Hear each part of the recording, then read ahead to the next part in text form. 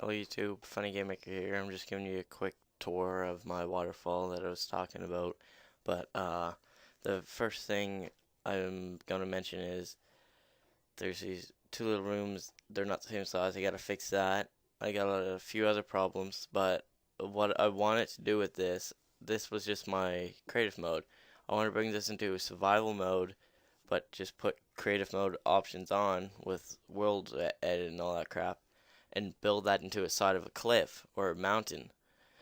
So the grass, like the water, will have a big pond. I'll just TNT the top of it, have a big pond on the top, just look like it's natural. Put it on the bottom.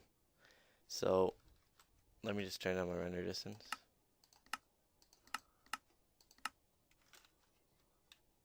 Let's go in. One sec. There we go.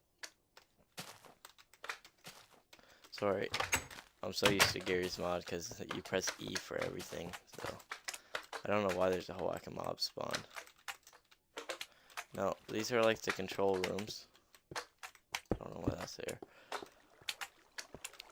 there. Waterfall flow on.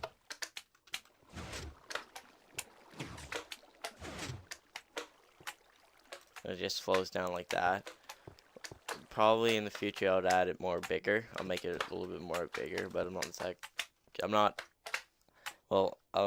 gonna do that right now, but I'll let later in the future. And then off.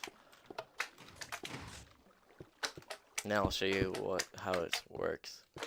Okay, like in the redstone tour I did of my redstone map, the pistons, grab those pistons, these pistons first, the first row of pistons, grab the blocks, pull it back, and then once that's pulled back, this will grab that, this will grab that, and then pull that back, and then when that's back there, it'll re-grab the blocks that it placed.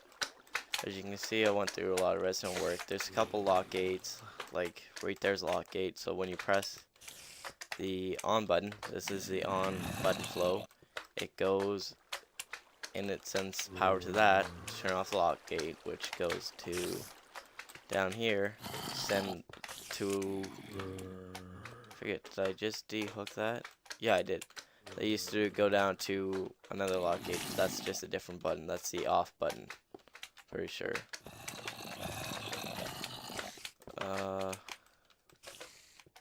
Yeah. Well, yeah, it does go to that, but I just hooked it up to a shorter way. And then it's all timed up right here for the timing. So right when you press the button, it goes through a whole whack of time.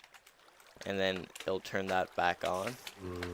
Which, that timing is the second row. These first pistons, when they're back here, the timing is used to send the power to make them extend out again, which grab that block. Now I'll show you when it's on or off. Is it on? No. I mean, this is. See, that's what the timing's for it to grab that block. As you can see, I went through a little bit of work. I had to redo this a couple times because it was my first time making this and first time. And what I forgot to do was do a little trial run on how to make the piston go out, grab another piston, pull that piston back. Well, first the piston that grabs the block, and then pull that whole thing right there. It's hard to explain. That's what I forgot to do a trial run on. So that's what I had the hardest time doing. But then once I get that down, I know how to do it now. I'm gonna go back over it, how to figure out. The one thing I forget is how to do the reset button. But this is just underneath the waterfall. I just add a little bit of detail in here, just to make it look a lot better. Well, a little bit better. It was. And there's still a lot of mobs, even though there's a lot of light. I was gonna have the two buttons right here. As you can see, was redstone, but I just said screw it. It just take a little longer work. So I just made those two control rooms. It's just like a little lookout, as you can see. And I put these in just for a little bit of detail. Put half blocks, as you can see. So it looks like instead of having the window on the floor or one block up, it just looks better, I find.